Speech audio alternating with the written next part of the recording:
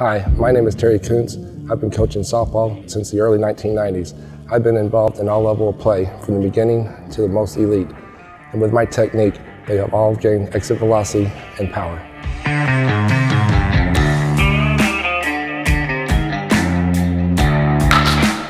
Most softball players are being taught a technique where they finish with both hands on the bat over their shoulder. This provides an unnecessary launch angle on their shoulder through the strike zone. Plus, they have a tendency to roll their wrist and pull their head. Also, when they start facing more elite pitchers, they will not be able to make consistent contact. With my technique, you are level and longer through the strike zone. You cannot roll your wrist, you can't pull your head, and you'll absolutely gain power. Now, it is our job as parents, coaches, and trainers to put our athletes in the best position to win. And by applying my technique, you will reach your maximum velocity.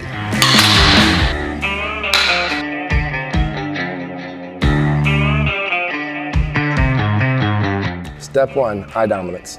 When I first get a new student in my cage, what I do is I determine whether they're left or right eye dominant. This is easy to do. You will simply have them hold their hands up like this, look through the hole with both eyes open. Have them shut their left eye. If they're still able to see the object, they're right eye dominant. If not, they're left eye dominant. Now this is important. It will determine whether you have an even or open stance. You must see the ball right out of the pitcher's hand with your dominant eye. Step 2, extension with the arms. Keep in mind, people thought the world was flat until Columbus sailed around it. You've been told most of the time, keep both hands on your bat. You will lose power. This is true to a point. You must have both hands on the bat on contact. But with my technique, after contact, you will continue to push through the strike zone to the pitcher. You will actually use your strength from your forearm down to your fingertips. With the other technique, you do not use that. You will drag through the strike zone, not utilizing your power here. When my hitters first come in the cage, I tell them to visualize throwing a dart at the pitcher. This will simulate the push. Usually it takes maybe 10 to 15 practice swings until they get used to this technique.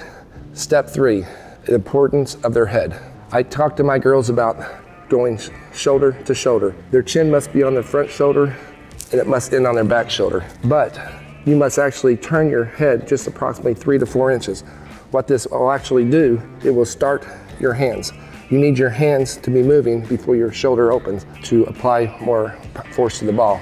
Also, it will guarantee that you're watching the ball directly on contact. You're not watching the ball peripheral vision. Step 4, I work on the load. Typically, most of my new students will come in where they'll have a wide stance, and when they swing the bat, they turn and push. When you push, it takes your nose out of hitting position. Hitting position will be directly over your back knee. So what I do to utilize direct force to the ball, your body weight, I have them shorten up to where their feet are approximately 10 inches apart. I have them open up their stance to ensure that their dominant eye will pick the ball up right out of the pitcher's hand.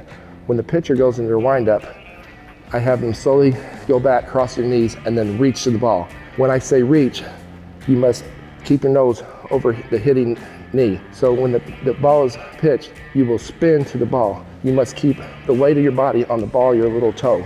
By doing this, it will ensure that your nose is over your direct knee, and it will, when you close your hips completely, with the weight of your body on the ball of your little toe, it will maximize all power in your hips. Step 5, diaphragm. Not a lot of hitting coaches talk about the power of diaphragm, but it's used in karate, it's used in weightlifting, it's used in tennis.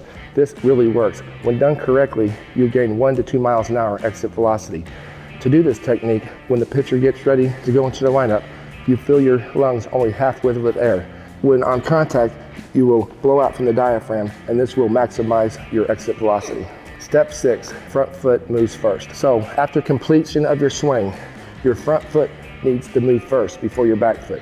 What this does is ensures you as a hitter that your weight is in a proper position, nose over hitting position, weight will be back.